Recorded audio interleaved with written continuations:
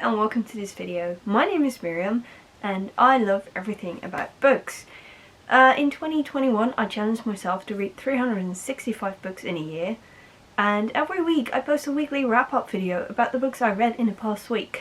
In the past week I read 5 books, which is not enough for my challenge, but I'm still doing alright.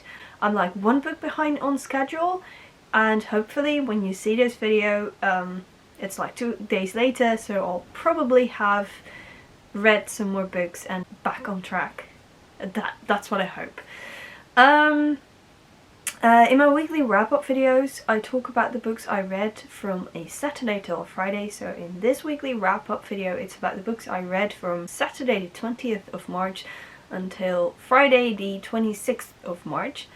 And like I said, I read 5 books in that time, but I should also say that I am listening to an audiobook. I've almost finished that one, but it will be in my next weekly wrap-up video. I'm also reading Sense and Sensibility, and I'm like more than halfway through that one.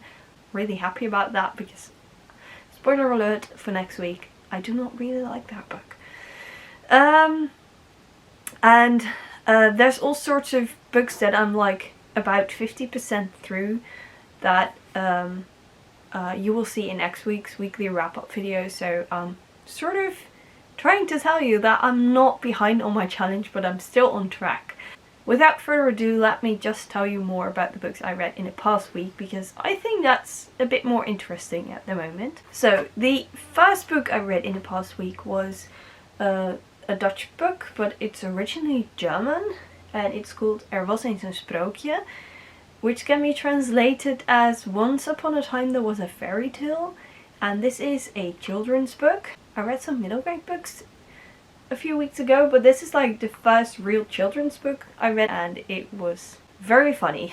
It's about a king and a queen and a daughter, a princess, and they live in this palace, and suddenly the writing of their fairy tale doesn't know how to continue the story, so everything freezes except for the king, queen and princess. Their servants are freezing and the whole story, nothing happens. So they are, well, they're sort of going on an adventure trying to find a writer so he can continue their fairy tale. And as a writer myself, I recognize a lot of things in the writer, that he is, how should I say this, that he is, he doesn't know how to continue his story, has a writer's block, and he is unsure about the story. And I think it was hilariously written in this book. So even though it was a children's book and I only needed a day to finish it, or like an hour, I really like this book, and it has become one of my favorites of this year. Usually when I read an ebook or audiobook I showed them on my phone, but I have decided after my TBR video that I'm going to put those pictures of those books in the video, because then you can see it better and I don't have to do things with my phone, so I can just talk to you.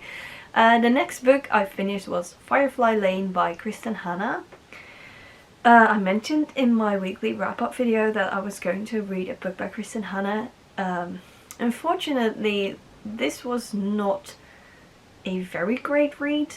It's not that I thought it was a bad book, but I didn't enjoy it as much as I enjoyed another book by her. I became invested in this story when it was like more than halfway through, and I thought that was a bit too late. Fortunately, the next book I read was a great book. I finished that one in less than 24 hours. It's this book. It's the Dutch version of The Red Ribbon by Lucy Adlington. The translation is very literal, het rode lint, and I think I actually mentioned that in my book haul video. This is a YA historical fiction book on a seamstress in Auschwitz. I've read a lot of other books on the Second World War and the concentration camps, and also books that were better than this one, but I really like this one to read it because it wasn't, you did not read about all the horrors, but still you knew that it was a terrible time. It feels a bit strange to say that I enjoyed this story, but it was a really well written story. there was one thing. I thought the ending was a bit too cheerful, and something happened. I'm not going to spoil it, but I thought that wasn't exactly what the story needed. I thought it would be good if that didn't happen, but I can't tell you much about it. But the ending was a bit too cheerful, I think. Although there was a very beautiful quote in it, and I don't know what the English version of that one is because I read the book in Dutch and I couldn't find it on Goodreads in English.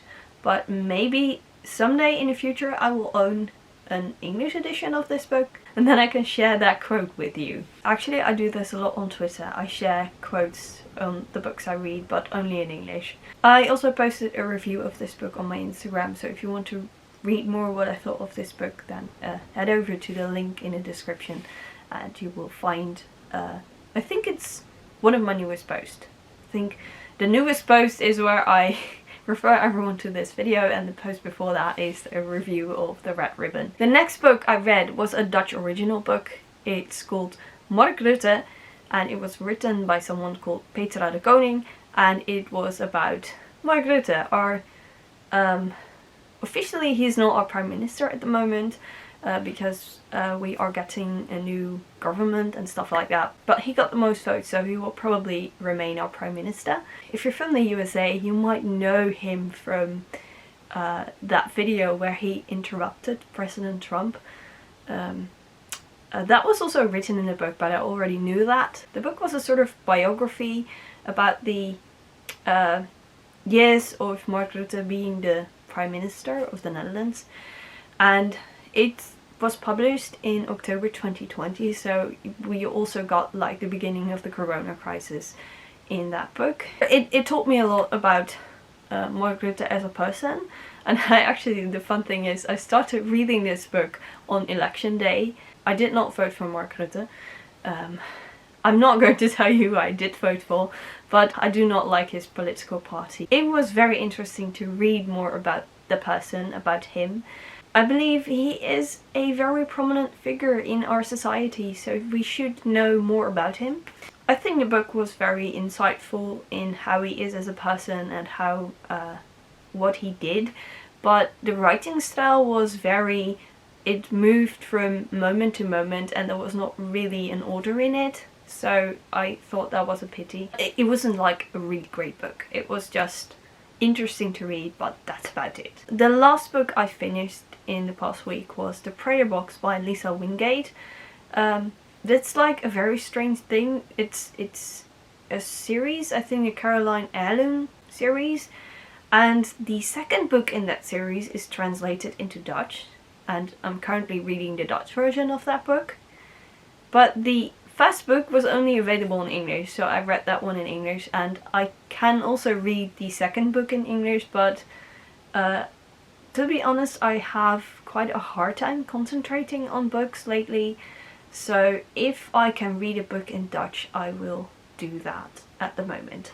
It can be different next week, so because I had a really hard time concentrating on The Prayer Box, and I thought that was a pity because it was a very beautiful book about a prayer box and about the impact we can make. Luckily, at the ending of the book, I finally got more into it and I realized that it was a very beautiful story, so I will probably read it again in the future and hopefully I will enjoy it even more. My favourite book of the week is probably The Red Ribbon by Lucy Adlington, and the next book is The Prayer Box. Anyway, this was my weekly wrap-up video.